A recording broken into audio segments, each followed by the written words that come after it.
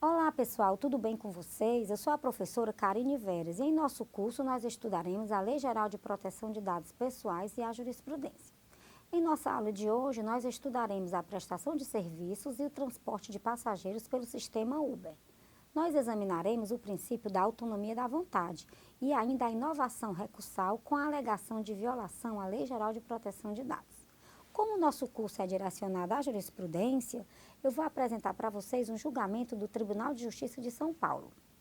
Trata-se de que é uma apelação que se refere ao contrato de prestação de serviços de passageiros pelo sistema Uber. Não se preocupem, meus amigos, com a numeração e os dados do processo, porque tudo isso vocês vão encontrar consultando o e-book lá no material de apoio que está disponível para vocês. Então vamos lá. Nesse processo, o autor ingressou com ação de obrigação de fazer, cumulada com indenização por danos materiais e morais, por ter tido seu descredenciamento no sistema Uber. Ele era um motorista e teve o descredenciamento. Só que o autor ele não sabia o motivo do bloqueio do seu cadastro na plataforma Uber. Ele somente ficou sabendo esse motivo quando a empresa apresentou a contestação. E a justificativa do descredenciamento foi devido à existência da tramitação de um processo criminal devido a um acidente de trânsito que envolveu o autor e um ciclista. Na sentença, o juiz julgou improcedente a ação e o autor foi condenado ao pagamento das custas processuais e honorários advocatícios. Aí ele fez o quê? Ele entrou com a apelação. Na apelação, ele alegou que se tratava de um contrato de adesão e que tinha uma boa pontuação no aplicativo e ainda ele alegou que não possuía reclamações. Ele não tinha conhecimento da existência desse processo criminal e que ele nem mesmo havia sido citado naquele processo.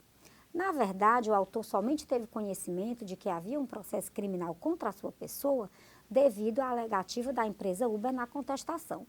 Meus amigos, vejamos a situação. O apelante ele nem sabia do processo, nem mesmo tinha sido citado e, consequentemente, ele nem foi julgado, o processo não tinha sido julgado.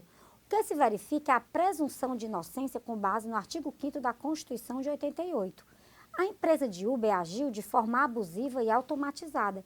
Por quê? Porque ela fez uma busca eletrônica através do seu sistema, verificou a existência de um processo criminal e nem deu oportunidade para que os fatos fossem esclarecidos.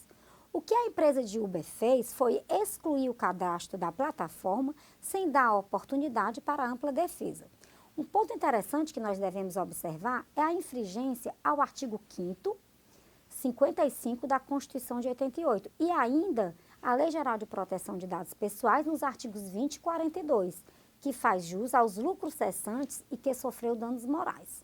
No julgamento do recurso de apelação, houve a preliminar de inovação recursal no tocante à fundamentação da violação aos artigos 20 e 42 da Lei Geral de Proteção de Dados, que não tinha sido alegado na peça inicial do autor. Ora, o autor somente alegou violação à LGPD em suas razões de recurso de apelação, constatando, portanto, uma inovação recursal, que não pode ser admitida. Meus amigos, a relação entre o motorista e a empresa de Uber não é de consumo, mas sim uma parceria para a prestação de serviços de transporte urbano aos usuários. Quando o motorista se cadastra na plataforma do Uber, ele passa automaticamente a aderir os termos do contrato de utilização do aplicativo. Devemos observar o princípio da autonomia da vontade, não havendo fundamento para obrigar a empresa Uber a manter o cadastro com o motorista. Em análise ao julgado, temos que a rescisão pode ser exercida pela empresa de Uber em algumas situações, vou explicar para vocês. Imediatamente pelo descumprimento dos termos da política de desativação ou do código de conduta da Uber, com a sua consequente desativação da plataforma e não vai ter nenhum ônus indenizatório ou aviso prévio. E em outros casos, mediante o envio de uma notificação e tem que ter com 7 dias de antecedências. Ora, meus amigos, o contrato de credenciamento na plataforma é voluntário. Nenhuma das partes é obrigada a mantê-lo. O STJ entende que no direito contratual de relações continuativas, nenhum vínculo é eterno. Nem mesmo o Poder Judiciário pode impor a sua continuidade quando uma das partes já manifestou a sua vontade de nela não mais prosseguir. Dessa forma, a empresa de Uber agiu no exercício regular de direito e, portanto, não houve prática de um ato ilícito e, assim, não podemos falar em indenização e, consequentemente, o tribunal confirmou, ele ratificou a sentença de primeiro grau. Então, no acórdão, o tribunal negou o provimento ao recurso e manteve a sentença. Bom, meus amigos, por hoje nós vamos ficando por aqui e para a complementação do conhecimento de vocês, a minha sugestão é a leitura do material que se encontra na área do aluno. Um grande abraço e até a próxima!